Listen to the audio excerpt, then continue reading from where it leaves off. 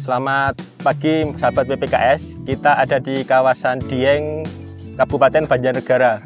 Pada saat ini sudah memasuki 100 hari setelah kemarin kita aplikasi produk dari PPKS.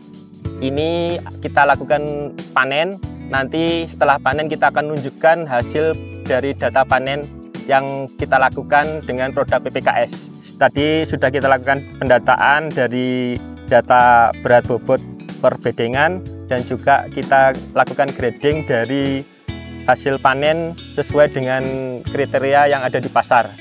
Setelah hasil panen nanti kita dapatkan, kita akan mencoba menganalisa dan kita akan memberikan formulasi yang bagus untuk rekomendasi pemupukan khususnya untuk tanaman kentang pada kondisi lahan ekstrim untuk penggunaan produk pengendalian biofungisida dan juga penambahan produk mikoriza dan juga produk-produk yang lain. Saya dengan Pak Diono di kawasan Dieng, kebetulan kita demplot di kebunnya Pak Diono. Pak Diono mungkin bisa ceritakan Bapak hasil dari panennya Bapak, yang kondisi tanaman yang layu seperti apa, kemudian tanaman yang nggak kena layu seperti apa. Nah ini Pak, ini kan sih nggak layu, ini caranya kayak gini.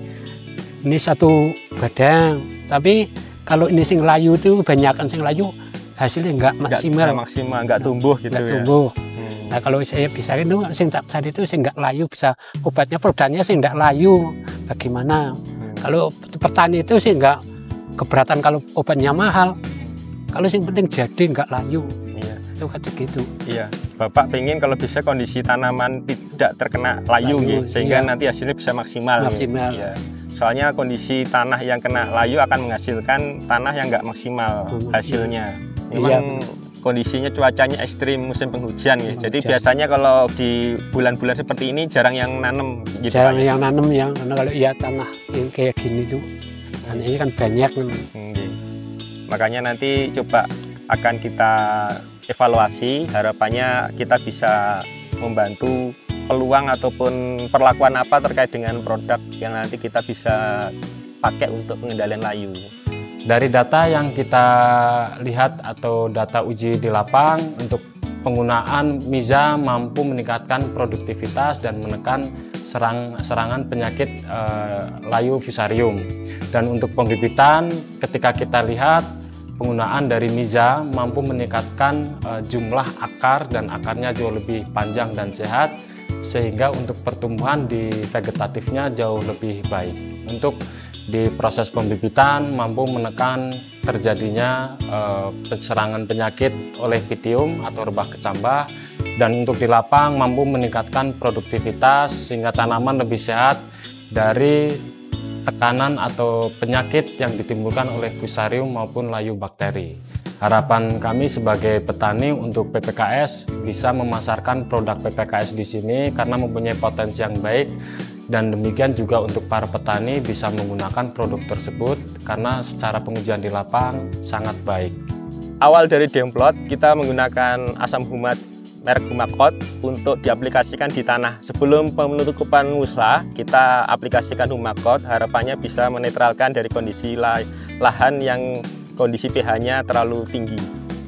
Kemudian kita bikin tutup mulsa dan kita aplikasikan produk Miza dan juga Gremi dipakai di lubang tanam sebelum aplikasi dari bibit.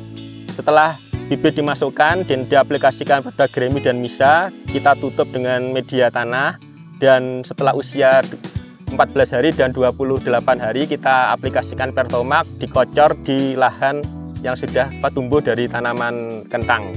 Itulah dari aplikasi dari produk PPKS. Harapannya kita bisa memberikan rekomendasi dan juga metode untuk pengendalian dari hama tular tanah dan juga layu fusarium untuk tanaman kentang.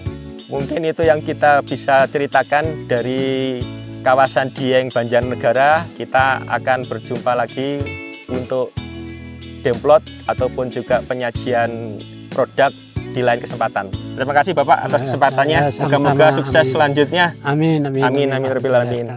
Sukses PPKS. Ya.